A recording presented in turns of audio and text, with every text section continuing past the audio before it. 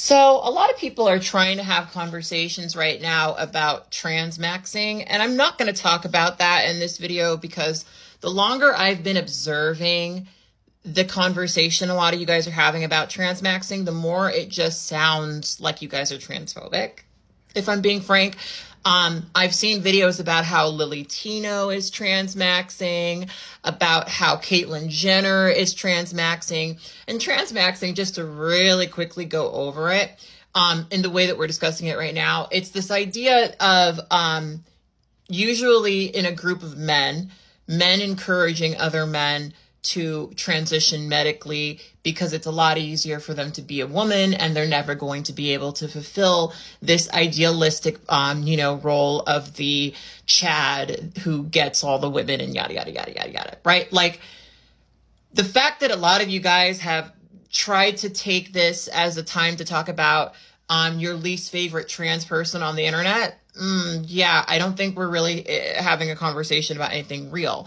But I want to talk about some of the themes within this because there are things that are true about this conversation. I just want to share my perspective as a transgender woman who transitioned a very long time ago. I just turned 35. I started my medical transition at 19. I came out as trans at 15. I've been speaking about being trans on the internet for most of my life, and I got a lot of things to say. So one of the things that I will say about this is when you're a trans woman existing and you have an interest in men and you want to go on the internet to find people to date, you are going to be introduced to the underground of crossdressers, right? Now, when I say the underground of crossdressers, let's just talk about what I mean, because I think that this is something that a lot of people don't quite understand, and it's worth talking about. Now, when I was living in predominantly conservative communities, this is when I experienced this the most. I will say that maybe because of where I'm at in my trans life and also the city I currently live in, maybe I'm not going to run into these people as much, but I ran into these people a lot when I was younger and earlier in my transgender life, right?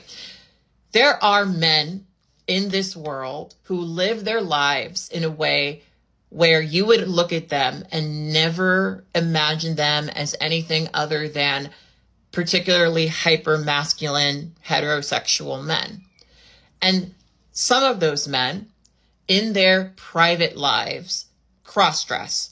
And when I say that they cross-dress, this can take on a bunch of different directions. And I've tried to make this clear when I discuss cross-dressers. Not everyone who cross-dresses is really someone who fits into the description of what I'm going to share here.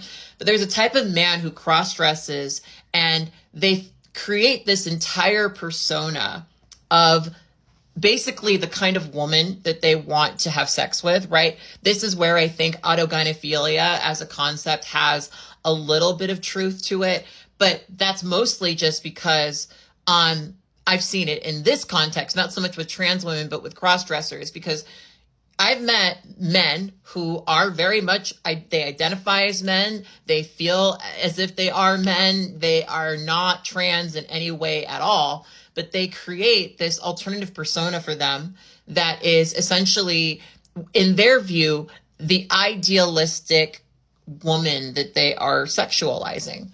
And a lot of these cross-dressers, they go on the internet, they create these alternative personas, and then they connect with other cross-dressers who are often interested in them as well. And there's also this class of men who are interested in these cross-dressers. And a lot of what they do is this kind of play between gender and who gets to be dominant, who gets to be submissive, a lot of these ideas around how women are supposed to be, right? So something that a lot of these men will appreciate about a cross-dresser is the idea that their femininity is sort of moldable, right?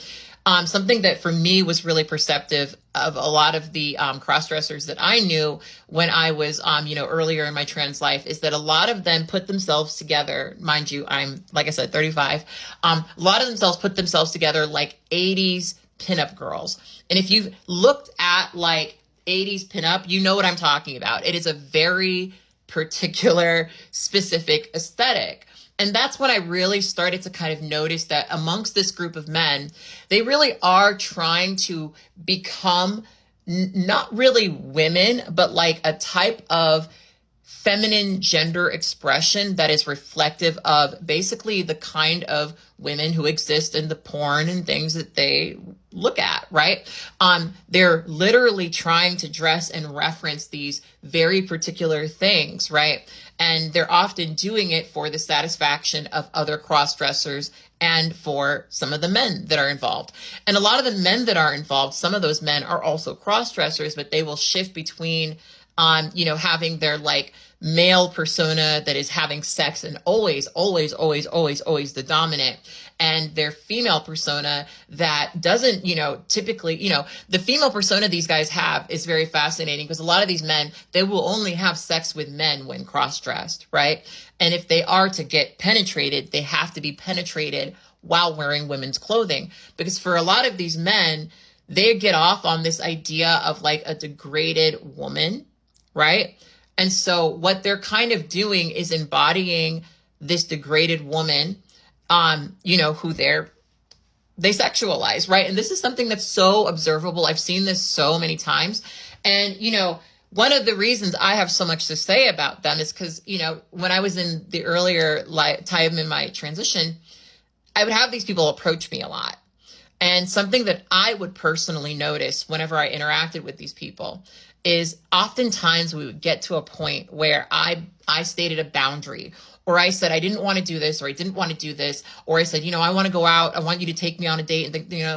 And they would say shit like, wow, you really are a woman.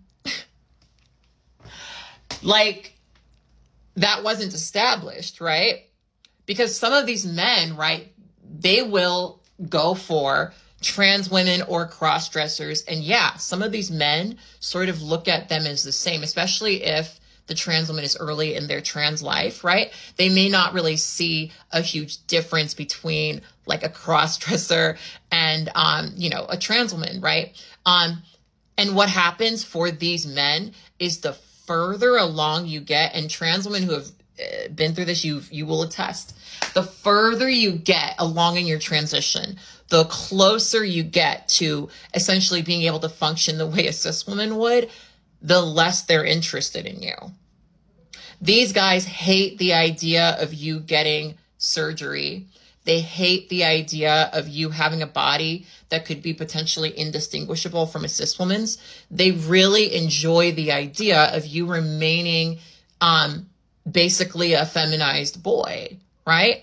And I'm not saying that in terms of like, oh, you're a boy if you don't get surgery. I mean, a lot of these men, they don't like women. They like feminine gender expression that is typically sexualized on women, right? But if you become someone who has a vagina and is, just the same amount of feminine, right? You will suddenly be shifted into that group of like the disgusting thing that they don't really want. And a lot of these guys, they have a lot to say about women. They have a lot to fucking say about women, and it's all negative. It's all negative. And the way that they sometimes get early in transition trans girls and cross-dressers is by basically saying, you're so much better than a woman. You're so much better than a woman. And then they will list off all of these reasons why women are terrible. And it's all the things you guys think it would be. The cis woman watching this video, it's all the things you would think it would be. They have children, they're emotional, all this bullshit misogyny, basically. But of course, a lot of times these guys are DL. All these guys are like, not sharing with their lives. Like what's really scary about these dudes, right, is they do have oftentimes entire lives, right? They have wives and and children and all this other stuff. And they maintain that if they can, and actually benefit from it, they maintain that image of like a hyper masculine guy who's heterosexual, right? But like in their heart of hearts, they're cross-dressers. They will steal their wife's clothing. They will go out and they will meet men. They will do all types of crazy shit. And they will actually really enjoy having this kind of like sharp distance between, who they are, as a cross-dresser and who they are in their daily lives, right? Like it is very, in my opinion, diabolical. And most of these people are not trans. They don't want to transition. They're not interested in any of that, right? They are simply kind of playing this like gender game, right? And it's very, very fascinating.